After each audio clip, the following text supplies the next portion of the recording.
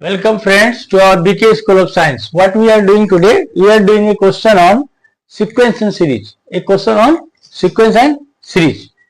ठीक, तो ये class 11th chapter number 8 chapter name में सीक्वेंस एंड सीरीज और आपका पेज नंबर 142 सोल्व है एग्जांपल नंबर 10. ये बहुत सुंदर क्वेश्चन है इसीलिए मैं इसको सोल्व कर रहा हूँ. ये आपका एग्जांपल नंबर 10 है, एग्जांपल नंबर 10 और पेज नंबर 142. ठीक, चलो क्वेश्चन क्या कर रहा है? Find the sum of the sequence 7, 77, 777, 7777 ऐसा करके आपको एक सीक्वेंस दिया हुआ है. इसका हमें सम निकालना है. इसका मतलब क्या है? आपको क्या निकालना है? 7 यहां से लिखता है 7 प्लस 77 प्लस 777 प्लस 7777 ऐसा करके कहां तक? To N terms. एन मतलब कुछ भी हो सकता है, यानी कि इसको हमने लिखता है एस एन. ये एस एन निकालना है, सम ऑफ एन टर्म. अभी आप देखो इसमें कर क्या सकते हो, कोई चीज करने के पीछे लॉजिक क्या है? क्या लॉजिक क्या है? अभी दो तरह का सीक्वेंस एंड सीरीज चैप्टर है. दो तरीका का मेन जानते सीक्वेंस, एक अरिथमेटिक प्रोग्रेशन, एक ज्योमेट्रिक, एक तीसरा हार्मोनिक भी होता है. अभी देखो 5, 6 या 5, 8, 11, 15 ऐसा करके एक सीक्वेंस आपको दिया हुआ है. तो हम क्या करते हैं? सेकेंड टर्म में से लास्ट फर्स्ट टर्म को माइनस करते हैं. 8 में 5 गया, 8 में 5 3, 11 में से 8 गया 3 और 15 माइनस 14 है, 14 में से माइनस 3. क्या देख रहे हैं हम? हर एक नेक्स्ट टर्म में से पहला टर्म को उसके बिफोर वाला टर्म को माइनस करते तो एक सीक्वेंस आ जाता है जो ऐसा है, जो कि कांस्टेंट डिफरेंस पे है. इसको बोलते हैं arithmetic.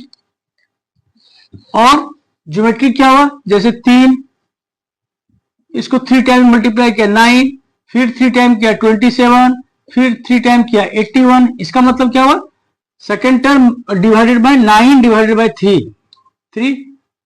27 divided by 9 3, 81 divided by 27 3, यानी कि ये कांस्टेंट रेशियो आ रहा है. ये दो तरीका का हमको चेक करना है. ऐसे में जस्ट एक रिवीजन. ये हो गया ज्योमेट्रिक और पहले वाला हो गया अरिथमेटिक. अब यहां देखो, इसको 77 में से इस दोनों को अगर माइनस किया, कितना आंसर हुआ? माइनस किया तो 70.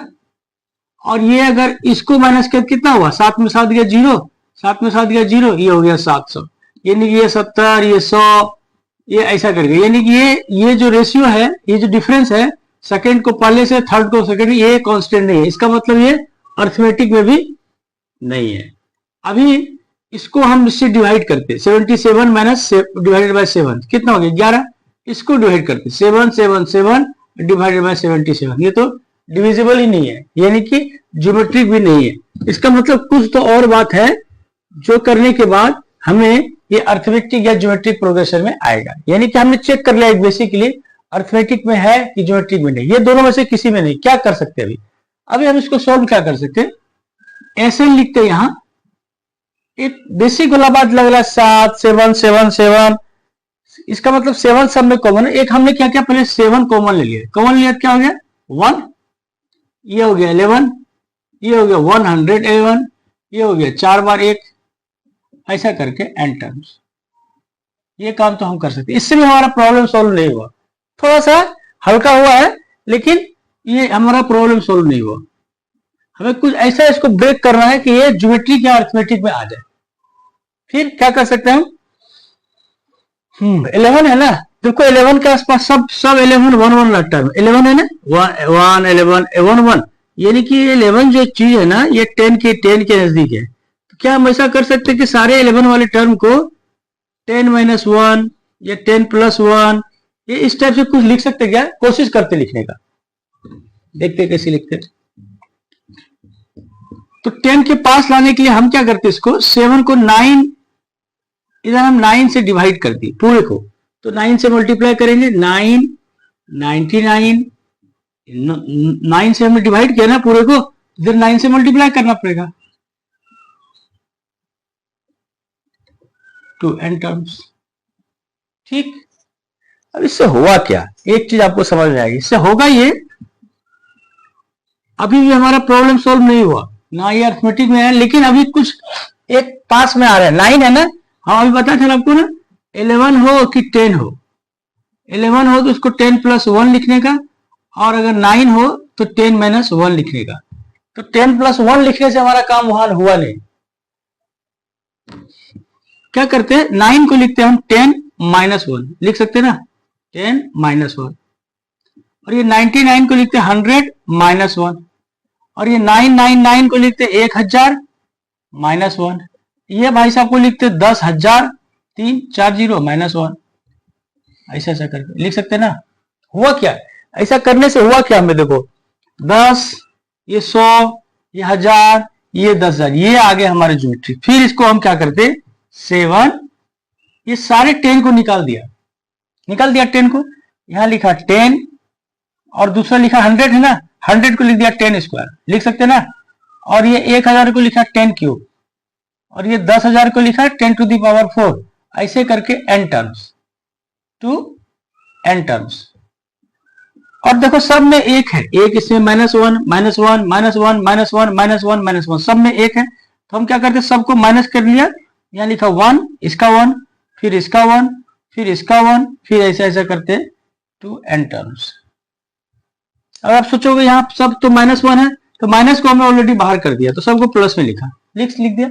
इससे हुआ क्या, इससे ये हुआ, ये पूरी चीज जो है आपको ये हो गई ज्योमेट्रिक प्रोग्रेशन। देखो 10 को 10 से मल्टीप्लाई किया 10², फिर इसको 10 से किया 10³, फिर इसको 10 से किया 10⁴ हो गया। और ये 1 1 1 तो सिंपल है, यानी कि ये भाई साहब हो गया आपके ज्योमेट्रिक प्रोग्रेशन। और ज्योमेट्रिक प्रोग्रेशन का फॉर्मूला आप जानते हैं अपना, AR + AR² + AR³ ऐसा करके कुछ हो, तो इसका क्या होता है फॉर्मूला, SN।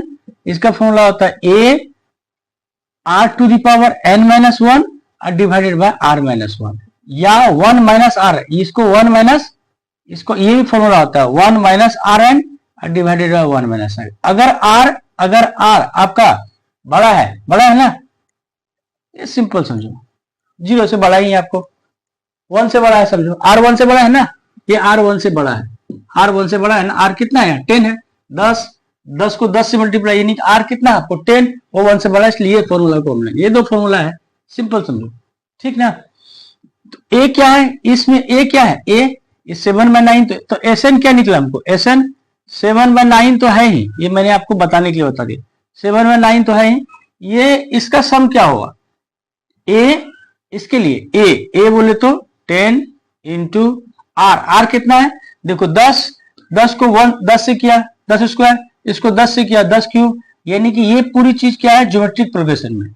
इसका सम हम जानते हैं A × R⁴n - 1 divided by R-1। R क्या हो गया इसमें 10, और A क्या है पहला टर्म 10 ही है, A पहला टर्म आम, और R हो गया 10 to the power n term का है तो n -1, और डिवाइडेड बाय क्या है R-1, यानी कि 10 - 1, यानी कि ये इतना चीज का हमने, ये पूरे चीज का हमने सम निकाल लिया। और लास्ट में देखो माइनस है तो माइनस लिखा, 1 1 1 कितना बार 1 है, 2n टर्म्स, तो 1 को n बार जोड़ेंगे क्या होगा, n ही होगा, हो गया सम। इसको और थोड़ा सिंप्लीफाई करना है तो SN लिखो 7/9 10 × 10 टू दी पावर n, और नीचे यहां -1 और डिवाइडेड बाय 10 में से एक गया 9, और यहां n, ये हो गया आपका आंसर। ठीक, इस तरह से इस जो आपका सीक्वेंस है, इसके सम को कुछ इस तरह से हम निकालते हैं। ठीक, समझ आ गई बात, क्यों किया, ये स्टेप इंपॉर्टेंट है, यहां तक यहां आ गया, इसके बाद तो फिर सिंपल है, उसके बाद तो फिर करना, यानी कि ये यहां से यहां तक पहुंचना मेन वर्क है। ठीक, उम्मीद करते हैं वीडियो पूरी की पूरी अच्छी लगी होगी, आप इसको 3 बार 4 बार देखो, एकदम सुंदर से इसको बनाओ। ठीक।